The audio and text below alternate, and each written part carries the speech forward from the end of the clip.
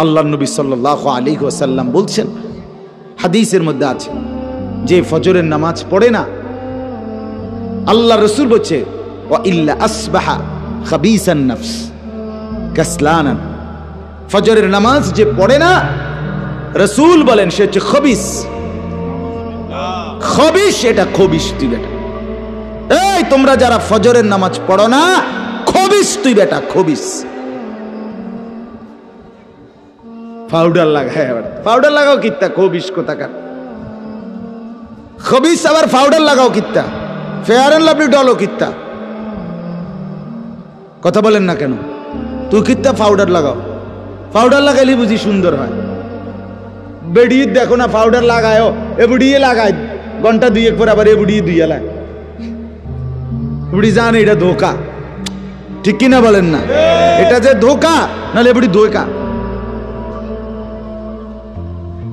Makeup box ধোকা আবার লাগাইয়া সেটা, এটা ধোকা, এটা আসল না, এটা নকল।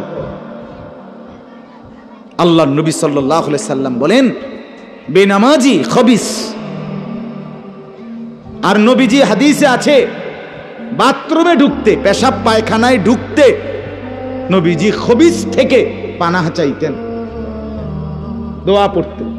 তো এই দোয়ার অর্থ কি? আল্লাহ আমি খবিস থেকে কি চাই? পানাহ চাই। তার মানে নবীজি বুঝাই দিছে উম্মত, পেশাব পায়খানার মধ্যে থাকে খবিস। খবিসের ঠিকানা কোথায়? Bathroom, bathroom, toilet. আল্লাহুম্মা ইন্নী আউযু বিকা মিনাল খুবুসি ওয়াল খাবায়েস। আল্লাহ খবিস থেকে পানাহ চাই। বাথরুমে ঢুকতে বলেন, জন্য বেনামাজি খবিস। এই খবিসের ঠিকানা টয়লেট, নাপাক, এটা নাপাক, এটা অপবিত্র, অপদার্থ, এটা অকর্মণ্য। এটা জিন্দেগির আর অর্থ কি? জীবন মানে খানা, জীবন মানে ঘুম, জীবন মানে লজ্জাস্থানের চাহিদা পূরণ, যৌন চাহিদা পূরণ, এই তিন জিনিস। তাহলে কুকুরের সাথে, বিড়ালের সাথে, গরু ছাগলের সাথে তফাৎ কি? ওই প্রাণীগুলোও তো খানা, ঘুম এবং যৌন চাহিদা পূরণ করে কিনা? কথা বলেন না কেন? কুকুরের ছাও আছে কিনা? তো কুকুর বিড়াল খায় কিনা? কুকুর বিড়াল ঘুমায় কিনা? তো তোমার সাথে তফাৎ কি? বেনামাজি বলে সেজদা নাই যার কপালে। আমনের লগে জানোয়ারের পার্থক্য কোথায়? আমনে খারাইয়া কোনছে ভিডিও করুক, আমনে কোন? হ্যাঁ হ্যাঁ বলেন, এখন বলেন, আমরা শুনি, এনে 10 জনে বিচার করুক। পার্থক্য কোন? আপনার সাথে জানোয়ারের তফাৎ কি? ছেলেরা বলো বাবা, তোমরা যারা মাগরিবের নামাজ পড়ো নাই, হ্যাঁ, লজ্জা কোথায় তোমাদের? শরম কোথায়? এই বেহায়া, কোন লজ্জায় আল্লাহর জমিনে চোখ তুলে তাকাও? হ্যাঁ, নির্লজ্জ। ছি ছি ছি ছি। মুসলমান এত আত্মমর্যাদা বোধহীন হয় কিভাবে? মালিককে চেনে না, বানানেওয়ালাকে চেনে না, গোলামি বোঝে না, সেজদা দিতেও মন চায় না। মুসলমান এত পাষাণ হয় কেমনে? আরে তার মা কোথায়? তার বাবা কোথায়? আরে তুই কোন মার দুধ খাইছত রে? তোরে কি মা দুধ খাওয়ায় নাই? তুই কি বাবার হাতে বড় হও নাই? তুই কি মুসলমানের ঘরে জন্ম নেও নাই? হায় না ফরমান। মা বাপ গুলোকে বললাম, কি ফুতেরে মা আমনে দুধ খাওয়াইলেন? এই অপদার্থ তো সেজদাও দেয় না। হ্যাঁ, এই বাপ কাল লাগে বিল্ডিং বানাইলেন? এই হাইওয়ান তো সেজদাও দেয় না। কাল লাগে সোফা বানান, মাতবুরি দেখান, চা দোয়ানে বইয়া গপ মারেন, জিফুত লইয়া বালা আসি, কিতা বালা? এ ফাঙ্গাস আর তেলাপিয়া খান যে, এ কারণে বালা। হ্যাঁ, এ ফার্মের মুরকা আর কক মুরকা, দুন্দুল আর করলা, দৈন্যা তার কাঁচামরিচ, টমাটো আর এ শশা,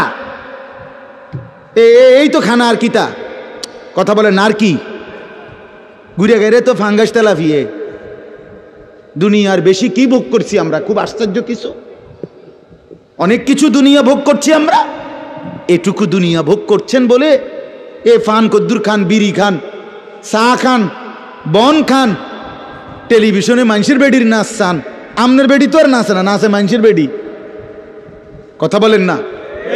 এতটুকু দেখেই দুনিয়া ভোগ করছেন বলে খুশি হয়ে গেলেন, তৃপ্ত হয়ে গেলেন, মজা পেয়ে গেলেন। আহা, আফসুসের ব্যাপার। এত লম্বা আখিরাত কেমনে পার হবেন?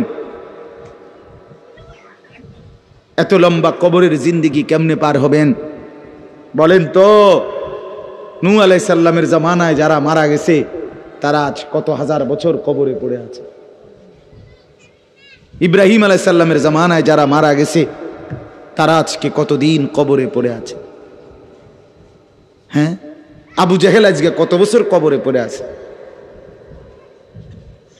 1450 বছর, আরো বেশি, 1450 বছর ধরে পড়ে আছে কবরে। এরপরে তো হাসরের মাঠ, এরপরে তো ফুলসেরাত, এরপরে তো জাহান্নাম, আর তো রইছে। তাহলে দুনিয়ায় থাকলি কতদিন, কবরে পড়ে রইলি কতদিন? আপনি বলেন। আবু জেহেল দুনিয়াতে ছিল 800 বছর, কথা কন না? আবু লাহাব দুনিয়াতে জীবিত ছিল 900 বছর, তো কবরে আছে কত বছর? তো বাঁচছে কয় বছর? নাহলে 60 বছর, নাহলে 70 বছর, ঠিক কি না বলেন? তাহলে দুনিয়ায় ছিলি কতদিন, কবরে আসত কতদিন? আচ্ছা, এই কথাই এখনই মনে হইল। হ্যাঁ, এরপরে তো সামনেরটি রয়েছেই মিয়া, এখনো তো কিয়ামত আসে নাই, এখনো তো ইসরাফিল ফু দেয় নাই। একবার ফু দিবে, সব কবরে যাবে, আবার ফু দিবে, হাসরের মাঠ কায়েম হবে। আবার হাসরের মাঠের একদিন, খোদার কসম এই কোরআনে আল্লাহ বলছে, হাসরের ময়দানের এখন একদিন, প্রতি একটা দিন কয় ঘন্টা? হাসরের একদিন আল্লাহ বলছে 50,000 বছর, 50,000 সানা, 50,000 বছর। হাসরের ময়দানের পুরা সময় না, একদিন, একদিন। পুরা হাসরের মাঠ কতদিন সেটা আল্লাহই জানে। প্রিয় বন্ধু আমার, নষ্ট হয়েন না। ছেলেরা আমার, বাপ, বরবাদ হইও না। মনে করো কেউ বলে নাই, তবুও নষ্ট করো না নিজেরে। বাবা বলে নাই, মা বলে নাই, সর্দারে বলে নাই, মাতবরে বলে নাই, গ্রামের মুরব্বীরা বলে নাই, কেউ তোমারে কিছু বলে নাই, তবুও তুমি নিজেরে নষ্ট করে দিও না। হযরত ইব্রাহিম আলাইহিস সালাম, পুরা কওম, আপন মা, আপন বাপ, সবাই মূর্তি পূজক, কেউ তো ওনাকে ইমানের দাওয়াত দেয় নাই, তবুও সেই ছোট্টবেলা থেকে তিনি ওইখানে থেকেই উনি খুঁজে নিছেন আল্লাহকে। কাকে খুঁজে নিছেন? আল্লাহকে খুঁজে নিছেন, আল্লাহকে তালাশ করে নিছেন। কওমের লোকেরা বলছে যে তারকা এটা রব। বলছে আচ্ছা ঠিক আছে, দেখি তো। কিছুক্ষণ পরে তারকা ডুবে গেছে। বলছে কই, রব আবার ডুবে কেমনে? পরের দিন এলাকার লোকরা বলছে চাঁদ, এটাই আমগো রব। বলছে আচ্ছা ঠিক আছে, মানে নিলাম, দেখি তো। ভোর হতে হতে দেখে চাঁদ নাই। কি ও রব যদি জায়গা, তো আমি বন্দা রইলাম, রব কু? বুঝেন নাই কথা? এরপরে বলছে সূর্য, এটা বড় সড়ো মোড়া তাজা, এটাই রব। হ্যাঁ, ইব্রাহিম আলাইহিস সালাম বলছে আচ্ছা দেখি তো। সন্ধ্যা হয়েছে আর সূর্য ডুবে গেছে। তো ইব্রাহিম আলাইহিস সালাম বলছে হায় আমার কওম, কি কও ইডি তোমরা? তোমার মাথা ঠিক আছে নি? রব কেমনে এর মোড়ে নামে? রব এমন হয় কেন? বানানেওয়ালা এত দুর্বল হবে কেন? তখন তিনি বলছে ইন্নী ওয়াজ্জাহতু ওয়াজহিয়া লিল্লাযী ফাতারাস সামাওয়াতি ওয়াল আরদা হানিফা ওয়া মা আনা মিনাল মুশরিকিন। যে না কওম শোনো, আমি তোমাদের বানানো কোনো দিকে ফিরবো না, আমি ফিরছি, আমার চেহারা, আমার জিন্দেগি ফিরাইয়া দিলাম ওই সত্তার দিকে যিনি 7 আসমান ও জমিন পুরাটা বানাইছে। হানিফান, একনিষ্ঠভাবে আমি শুধু তার দিকে ফিরলাম। ওমা আনা মিনাল মুশরিকিন, আমি মুশরিকদের অন্তর্ভুক্ত নই, আমি আল্লাহকে ছাড়া কাউকে মানি না। হ্যাঁ, হযরত ইব্রাহিম আলাইহিস সালামের বাবা বলছে, পুত তোরে আমি তেজ্য পুত্র করে বাড়ি ছাড়া করে দেব। হযরত ইব্রাহিম আলাইহিস সালাম বলছে, আ'তাজিলুকুম ওমা তাদউনা মিন দুনিল্লাহ, আব্বা আমি আমনেরে ছেড়ে দিলাম, আমনে আমার কিতে ছাড়বে? আমনে বাইত জায়গা দিতেন না, কিতে আমি আইলাম না আমনে বাইত। আমার ঈমান দরকার, আমার আখিরাত দরকার। আমি বন দিয়ে কিতে করব? আমি সোফা দিয়ে করমু ডাকি? আমি বিল্ডিং দিয়ে করমু কি? যার বাপে বিল্ডিং করে দিছে না, হাতে বেড়া পরে আর বিল্ডিং করতে আসছে না, মা কথা কয় না, বোঝেন নাই আমার কথাটা? যার বাপে জমি কিনা দিতে আসছে না, এবড়ার পরে এবড়ার ফুতে আর কোনোদিন জমি কিনতে আসছে না, তো তো কি আমনে যে একবার উল্টাইয়া গেছেন। হ্যাঁ, আরে ফুত, আমি যদি কদ্দুর কিছু করে দিয়ে যাইতাম না পারি, আমি মরলে তারা খাইব কেমনে? না, তারা চিরা খাইব। আর পরে আমনে 2 বস্তা চিরা কিনে দিয়ে যাই, আমনে মরলে আর কেউ দুনিয়াত কাম করতো না, আমনে একটা কামিলা মূর্তি আছেন শেষ।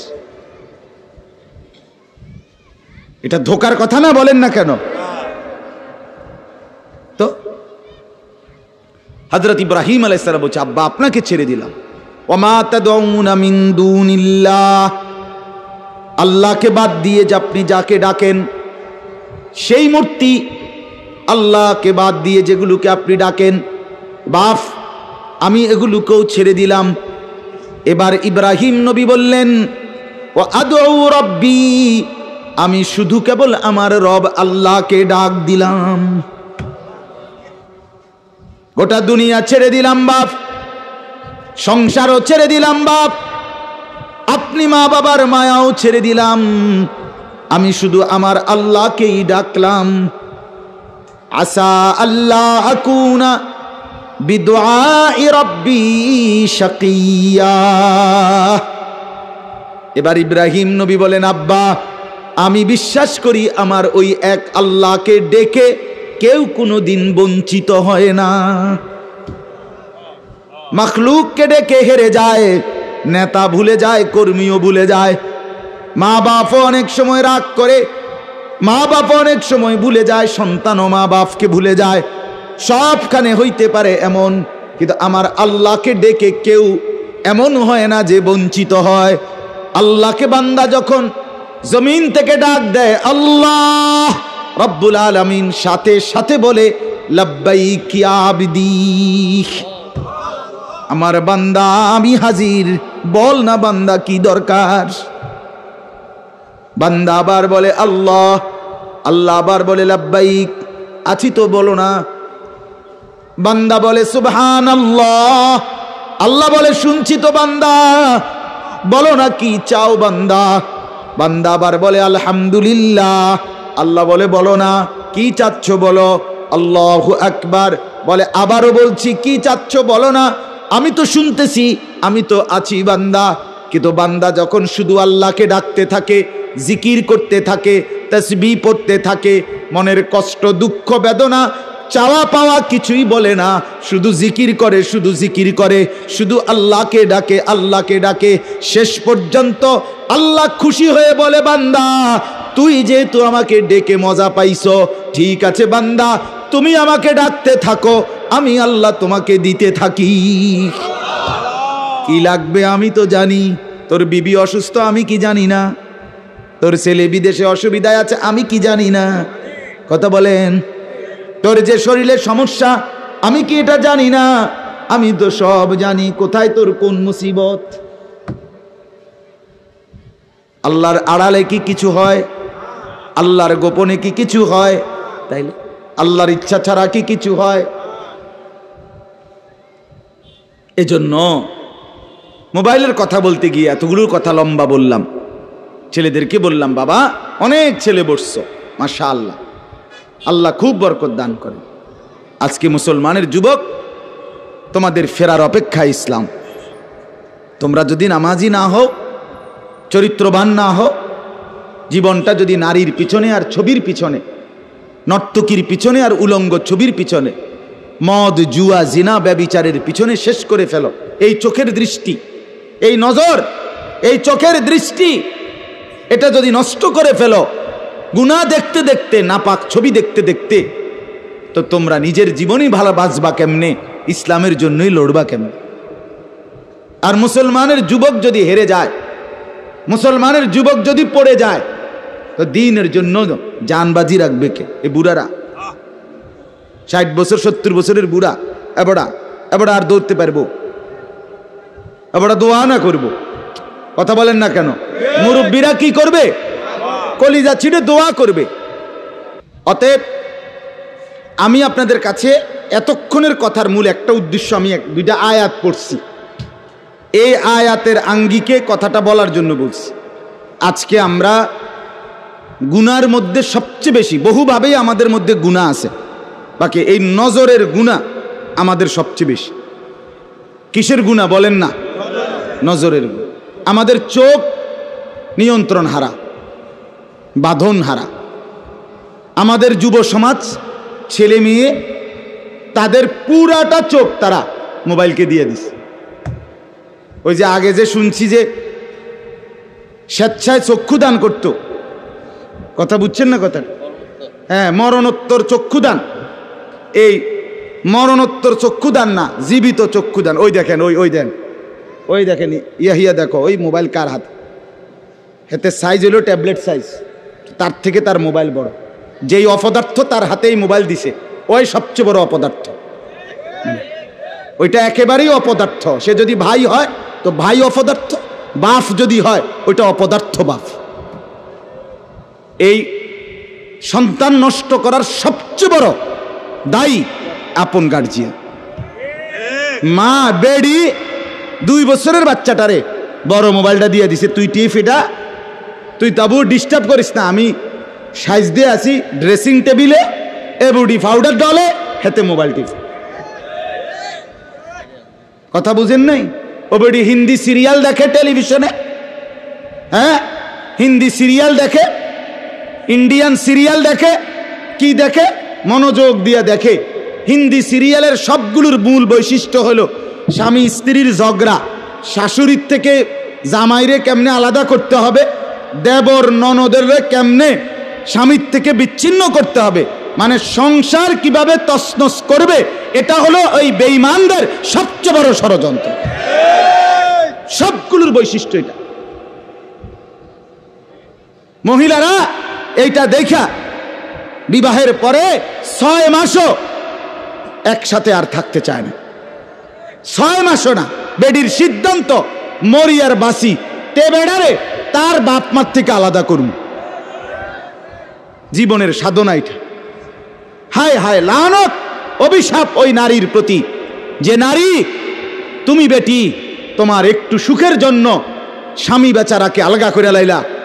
তুমি তো কিছুক্ষণের সুখ হয়তো পাইবা, কিন্তু এই স্বামী মা বাবার নাফরমানির কারণে এই ছেলেটা তারে তো চিরদিনের জন্য জাহান্নামী বানাই দিল। মা বাপ যদি কষ্ট পায়, আহাজারি করে, মা বাপের কলিজার মধ্যে যদি ব্যথা লাগে, তো এই সন্তান জাহান্নামী হবে না? বলে।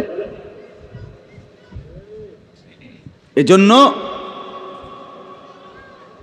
আমরা প্রত্যেকেই এই কথাটা বলতেছিলাম, আজকে আমাদের সবচেয়ে বড় গুনাহ আমাদের ছেলেদের, আমাদের মেয়েদের, আমাদের নারীদের, আমাদের পুরুষদের, আমাদের জওয়ান, আমাদের বুড়া, আমাদের যুবতী, আমাদের বৃদ্ধা, সবার একটাই বড় রোগ। আমরা চোখ অনিয়ন্ত্রিত। বুড়া মানুষও টেলিভিশন চায়, বুড়া চাচা বাঁকা হয়ে গেছে, কাশে বেরামে ধরে গেছে, কিন্তু এবার টেলিভিশন সাউন্ড, বেডির সাউন্ড, চা দোকানে নাচ গান দেখার অভ্যাস ছোটে নাই। এমন অভ্যাস আছে কিনা বলেন না? যার নাই হেবড়া রাগ না হইলেই ভালো। আর যে বেটা রাগ হইলে, আপনার এই অভ্যাস থাকলে, আপনার রাগ হইলেই কি আর আসলেই কি। অতএব নজর নিয়ন্ত্রণ করা চাই, নজর হেফাজত করা চাই, নজর সুন্দর করা চাই। অতএব আমার বাপ, আমি আপনাদের কাছে কোরআনুল কারীমের এই 2টা আয়াতের তরজমা শুনাইতে চাই। এটা পুরুষদের জন্য, নারীদের জন্য, উভয়টা। একজন মুসলিম পুরুষ, তার ব্যাপারেও আল্লাহর হুকুম, একজন মুসলিম নারী, তার ব্যাপারেও আল্লাহর হুকুম। উভয়কে আল্লাহ তাআলা বলছে চরিত্রের হেফাজতের জন্য সবচেয়ে প্রথম শর্ত, 1 নাম্বার দৃষ্টি হেফাজত। কোনো মানুষের চরিত্র সুন্দর কিনা এটার প্রমাণ তার নজর ঠিক কিনা। আপনি ওই কথা শুদ্ধ কয়, ফ্যান ফিনছে, শার্ট গাও দিছে, স্প্রে লাগাইছে, কথাবার্তা এমনি কুমাইয়া কয় জি জি জি আঙ্কেল কেমন আছেন, ভালো আছেন, এ আর মাশাআল্লাহ দেখছুনিও ভদ্র ভদ্র বাইয়া পড়তে আছে একবারে বড়। না না না না, 1 নাম্বার পবিত্রতা, সুন্দর উত্তম আখলাক, সৎ চরিত্রবানের 1 নাম্বার বৈশিষ্ট্য হলো যে যার চক্ষু নিরাপদ, যে চোখ নিরাপদ রাখে। 1 নাম্বার এটা আল্লাহ তাআলা বলেন। আর চূড়ান্ত হলো যে নিজের লজ্জাস্থান হেফাজত করে। এই 2 দিকের বেড়া, মাঝখান দিয়ে এর ভিতরে যা আছে সবগুলো এতে নিয়ন্ত্রিত হবে।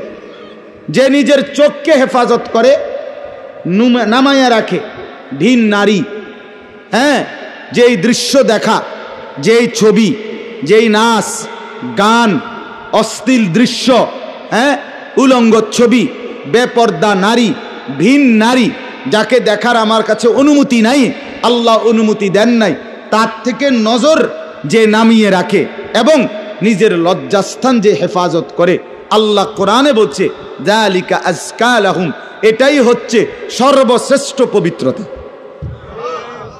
এটাই হলো সর্বশ্রেষ্ঠ, কি বলেন না, পবিত্র, সেই বড় পবিত্র। এবার এই শুদ্ধ কথা কোক আর সিটেঙ্গা কথা কোক, কথা নোয়াখাইল্লা হোক আর সিলিটটা হোক, এটা দেখার বিষয় না। দেখার বিষয় হলো তার নজর দৃষ্টি এটা নিচের দিকে কিনা, আর লজ্জাস্থান হেফাজত কিনা। এই দেখেন আল্লাহ কি বলে শুনেন। 18 নম্বর পারা 24 নম্বর সূরা, সূরায়ে নূর, এই সূরার 30 নম্বর আয়াত। আল্লাহ তাআলা বলেন, কুল, হে নবী আপনি বলুন, লিল মুমিনিন, সমস্ত মুমিন পুরুষদেরকে, পুরুষদেরকে মানে এই হুকুম কার্যকর শুরু হবে যেই ছেলেটা সাবালক হইছে, যেই মেয়েটা সাবালক হইছে, ওই দিন থেকে 100 কার্যকর। কোন ছেলের উপরে যেদিন গোসল ফরজ হয়েছে, প্রথম যেদিন তার বীর্যপাত হয়েছে, সেদিন থেকেই সে সাবালক, প্রাপ্তবয়স্ক, সেদিন থেকেই সে যুবক, সেদিন থেকে ইসলাম মানা পুরাটা 100 তার উপরে ফরজে আইন। ওই দিন থেকে তার 1 মিনিট 1 সেকেন্ড হিসাবের বাহিরে হবে না। প্রতি সেকেন্ড নিঃশ্বাসের জন্য তাকে মৃত্যু পর্যন্ত, মানে বালেগ হওয়ার দিন থেকে মৃত্যু পর্যন্ত যে হায়াত পাইছে যেদ্দুর, আল্লাহর কাছে হিসাব দিতে হবে তদ্দুর। রাতের হিসাব, দিনের হিসাব, হাঁটলে বসলে উঠলে খাইলে ঘুমাইলে, এমনকি নিঃশ্বাসের হিসাবও খোদার কসম আল্লাহর কাছে দিতে হবে। কোন মেয়ে যেদিন তার প্রথম মাসিক শুরু হয়েছে 13-14 বছর বয়সে, সেদিন থেকে সে প্রাপ্তবয়স্কা, সাবালিকা, সে যুবতী। অতএব সেদিন থেকে মৃত্যু পর্যন্ত তার হায়াত যতদিন পাইছে, একদিনের ভালো মন্দ, জায়েজ না জায়েজ, হালাল হারাম, বৈধ অবৈধ, সব কিছুর হিসাব সে আল্লাহর কাছে দিতে হবে। কথা বুঝলেন কিনা আপনি? হ্যাঁ, এটা জরুরি, এটা জরুরি। স্বামীর কারণে, শ্বশুরের কারণে, স্ত্রী মহিলা বলেন আমার স্বামী বাধ্য করছে দেবরের সাথে দেখা করা, স্বামী বাধ্য করছে ভাসুরের লগে দেখা করতে, খোদার কসম স্বামী যদি আসমান ভাঙ্গাও মাথাত ফালায়, তারপরও স্ত্রীর জন্য এই কথা মান্য করা স্বামীর হারাম। আর স্বামী যদি এই হারাম কাজের জন্য বাধ্য করে স্ত্রীকে, এই স্বামী জালেম। এই স্বামী কি বলেন না কেন, শাস্তো ভাই, জ্যাঠতো ভাই, খালতো ভাই, ফুফাতো ভাই, দুলা ভাই, তারারে কইছে বাদ বাইরা দাও, তুমি আজ্ঞায় দাও, তারা মেহমান সব সময় কি আর আইয়েনি?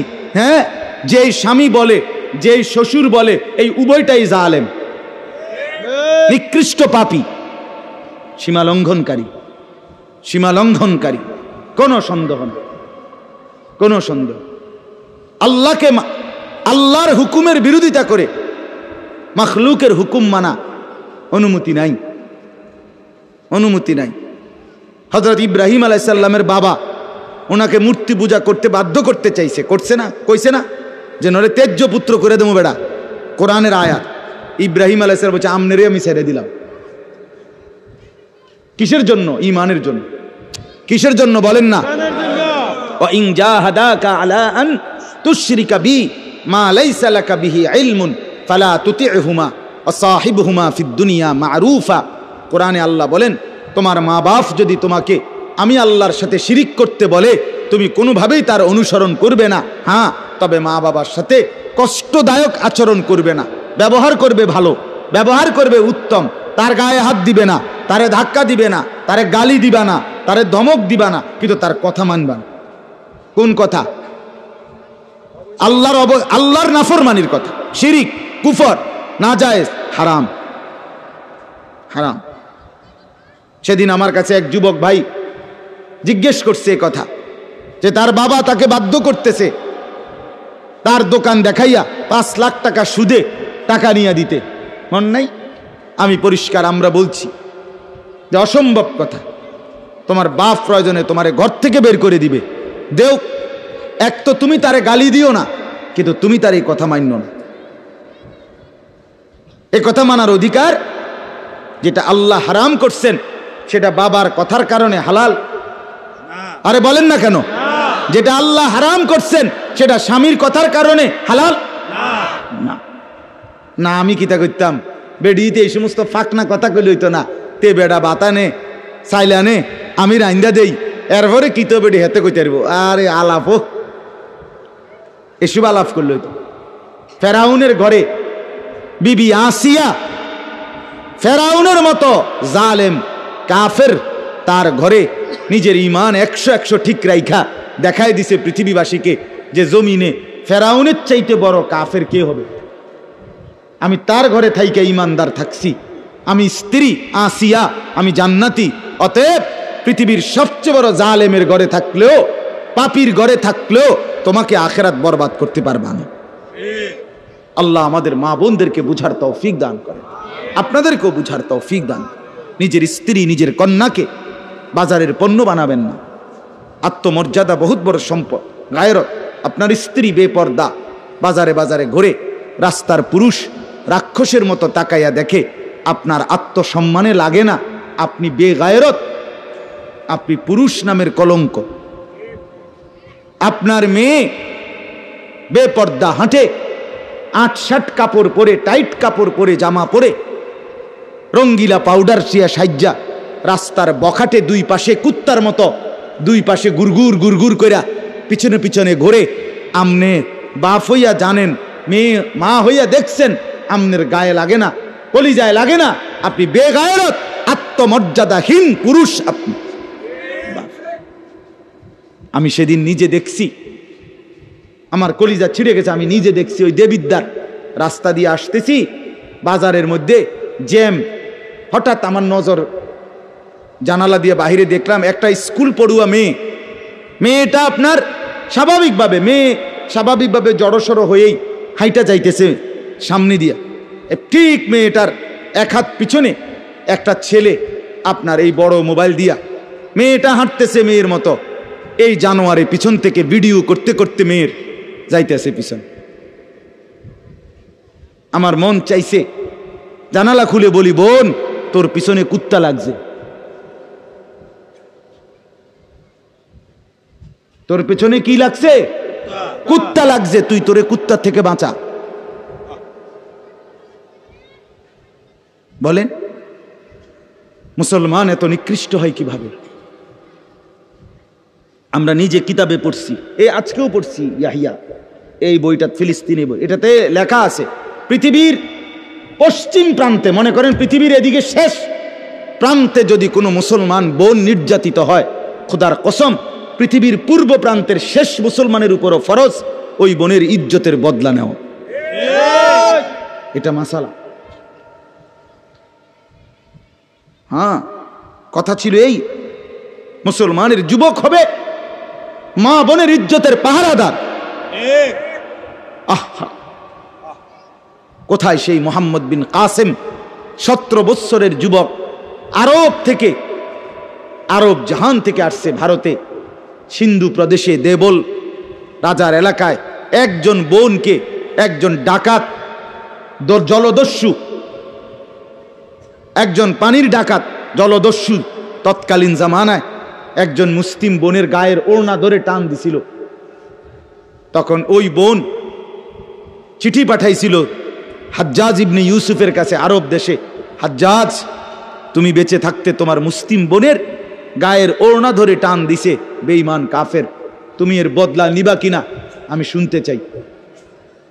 হাজ্জাজ ইবনে ইউসুফ, আমরা কিতাবে পড়ছি, এরকম চেয়ার ছেড়ে লাফ দিয়া দাঁড়াইয়া চিৎকার দিয়া বলছে, বোন আমার, গোটা আরবের সমস্ত মুসলমান যুবক প্রয়োজনে জান দিবে, আরবের সমস্ত যুবকের কলিজা যাবে, জান দেবে, শাহাদাত বরণ করবে প্রয়োজনে, তবু আমি তোমার এই বেইজ্জতির বদলা নেব। 3 বার সেনাবাহিনী পাঠাইছে সে, 3 বার। প্রথম 2 বার পরাজিত হয়েছে মুসলিম বাহিনী, তৃতীয়বারে নিজের একমাত্র মেয়ের জামাই মোহাম্মদ ইবনে কাসেম রাহমাতুল্লাহ আলাইহি, এই উনি ওনারে দিয়া এরপরে এই সিন্ধু দেবল রাজাকে পরাজিত করে ওই বোনকে জেলখানা থেকে উদ্ধার করছে এবং এই হিন্দু রাজার এলাকায় কালেমার পতাকা উড়াইয়া দিছে। হ্যাঁ, সেখান থেকেই এই ভারতীয় উপমহাদেশে মুসলমানদের যাত্রা, ইসলামের সূচনা। এক বোনের ইজ্জতের জন্য ধর্ষিতা হয় নাই, কাপড় টান দিছে কেন? খলিফা মুতাসিম বিল্লাহ, এক ইহুদি, খলিফা মুতাসিম বিল্লাহ মুসলমানদের একজন খলিফার নাম উমাইয়া খলিফা। ওনার আমলে একজন মহিলা ইহুদিদের এলাকায় গেছিল, বাজারে পর্দানসীন বোরখাওয়ালা নারী। ওই ইহুদি, দুষ্ট এক ইহুদি, ওই মহিলার পিছন দিক দিয়া, বোরকার পিছনে কৌশলে পিছন দিক দিয়া গোপনে এমন এক রশি টান দিস বাঁধছে। রশি বাঁধ দেওয়ার কারণে মহিলা যখন সামনের দিকে আগাইছে, তখন এই রশির টান লাগাতে মহিলার বোরকা উঠে গেছে উপরের দিকে সামান্য, উনি পড়ে গেছে। এই মহিলা ওই বাজারে চিৎকার দিয়া বলছে, ওয়া মুতাসিমা, হায় মুতাসিম তুমি কই? তোমার মুসলিম বোনকে বেইজ্জতি করছে। সাথে সাথে খলিফা মুতাসিম বিল্লাহ পুরা বাহিনী নিয়ে আইসা ওই ইহুদি অঞ্চল পুরা জ্বালায় ফেলছে। কথা ছিল এই, বা কথা ছিল এই, রক্ত আর আমাদের গায়রত আর আমাদের হারিয়ে ফেলেছি। পরের মেয়ে দেখতে দেখতে, পরের নারী দেখতে দেখতে, টেলিভিশন দেখতে দেখতে, নিজের বিবি বাচ্চারও লাগাই দিছেন, নিজের ঘরে টেলিভিশন চাইতো, নিজেও বইয়া বইয়া সাদো আনে বেড়ি চান, টেলিভিশন চান, ফুতেও সারা রাত সারা দিন সমবয়সী ফুলানের লগে হাইটটা মোবাইলে ছবি চায়, তো সমাজ গড়বে কে? পরিবার নিরাপদ থাকবে কেমনে? কথা বলেন না কেন?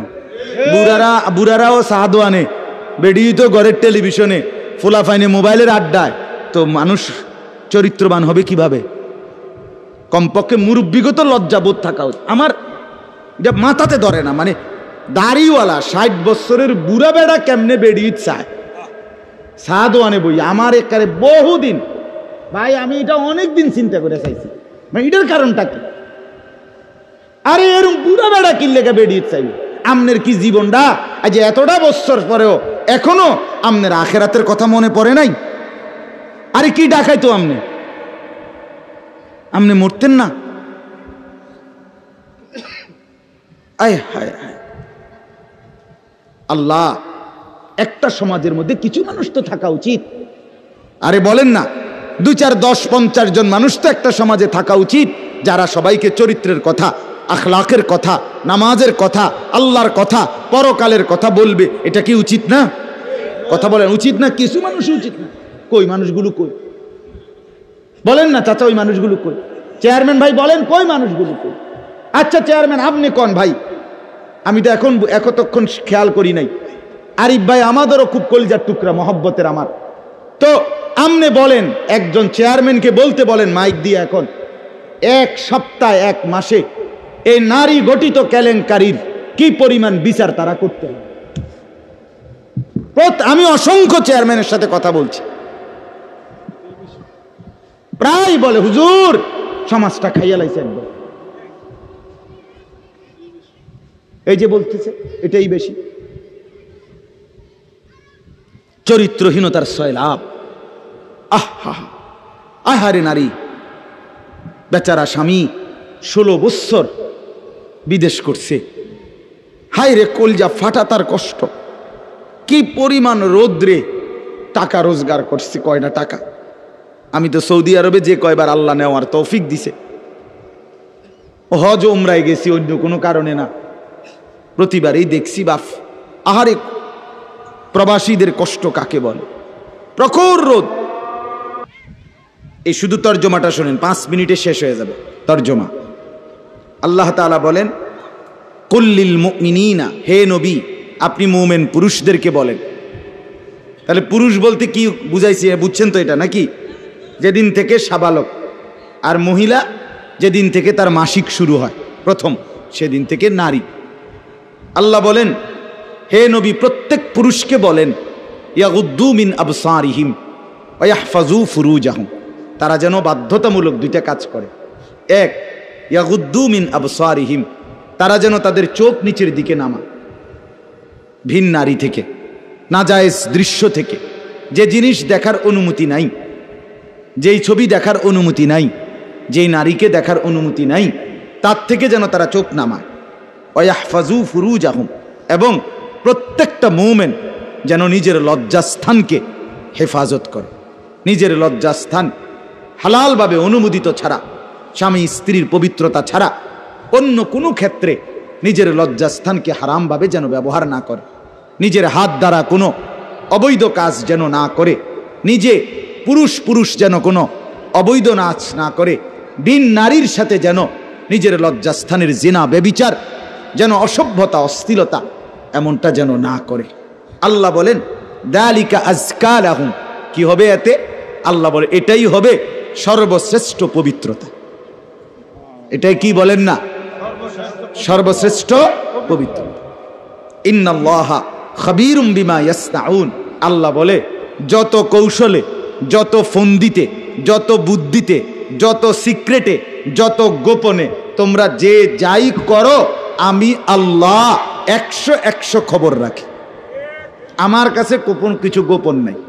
অন্তরের হালাত, বাহিরের হালাত, কক্সবাজারের দৃশ্য আর বাড়ির দৃশ্য, রাত গভীরের দৃশ্য, দিনের আলোর দৃশ্য, গোপন জায়গায়, হোটেলে, রেস্তোরাঁয়, অথবা পার্কে, বিনোদন কেন্দ্রে, অথবা মোটরসাইকেলে আরেক বেটার মেয়ে আরেক দিকে নিলাগা, যাই নাও, যেখানেই নাও, যত গোপন জায়গায়, মা দেখে নাই, বাবা দেখে নাই, গ্রামবাসী শুনে নাই, কেউ জানে নাই, কিন্তু আল্লাহ বলে বান্দা আমার খবর আছে,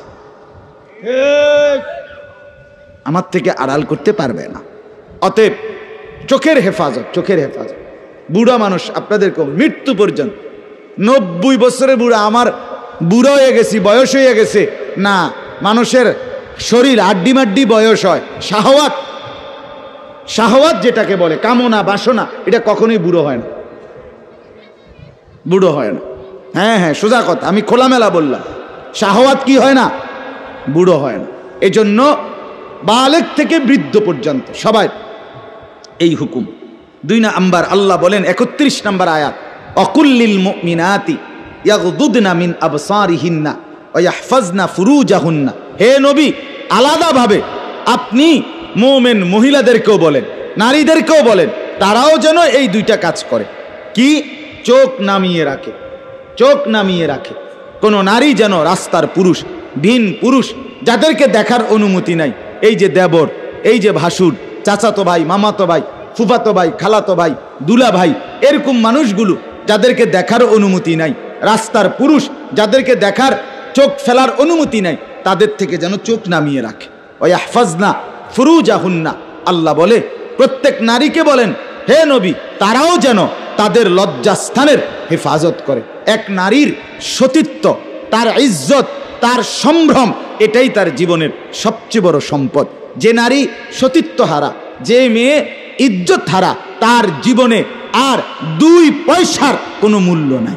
জন্তু জানোয়ারের কোনো মূল্য থাকতে পারে, কিন্তু এই বেহায়া, বেশরম, লজ্জা হারা, ইজ্জত হারা, যেটা যদি কেউ ধর্ষিতা হয় নাই কিন্তু পর পুরুষের সাথে অবৈধ সম্পর্ক করে, হারাম প্রেম করে, ভিন পুরুষের সাথে নিজের ইজ্জত নষ্ট করেছে, নিজের চরিত্র নষ্ট করেছে, খোদার কসম তার 2 পয়সার কোনো মূল্য এই সমাজে, দুনিয়াতে, আখেরাতে কোথাও নাই।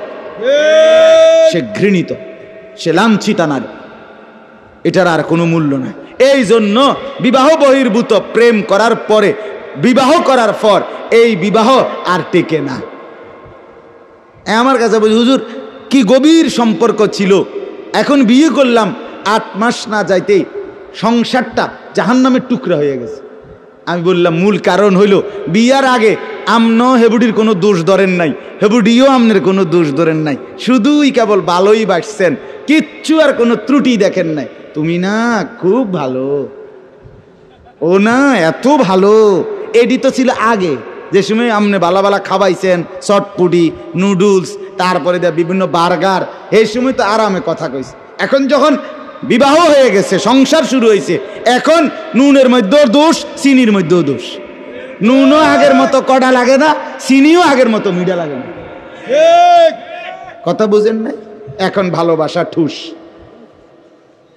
ভালোবাসা কি?